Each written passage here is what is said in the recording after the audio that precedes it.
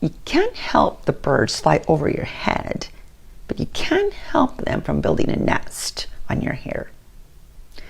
Beautiful quote by none other than Martin Luther, church reformer back in the 1850s. And I really like this quote because it has to do with our thoughts. You see, we have thoughts all the time.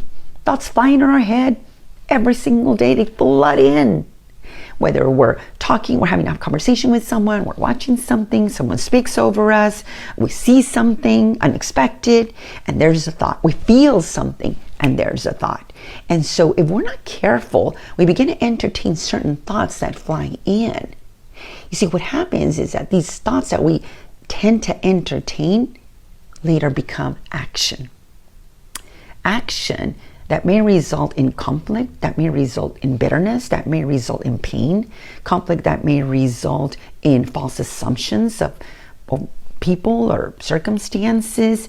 And then we're looking around crying like, what happened? Why am I going through this? So what do we do with these thoughts that fly in and fly out? How do we remove these that we know are good and that we know that are helpful and encouraging and scriptural, right? What do? How did we separate this? How we can be careful not to entertain the wrong thoughts? Well, 1 Thessalonians 5:10 reminds us to bring our thoughts in captivity to the obedience of Christ. You see, and this is what we need to do continuously, daily. We need to discipline ourselves that every day we say, God, I bring my thoughts to you. I submit every thought I'm going to have throughout this day, and I put them under your feet.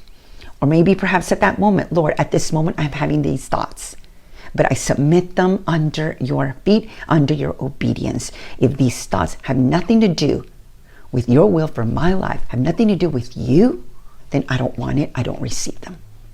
But if this thought is coming from you, Holy Spirit, you're trying to tell me and teach me, then I receive it.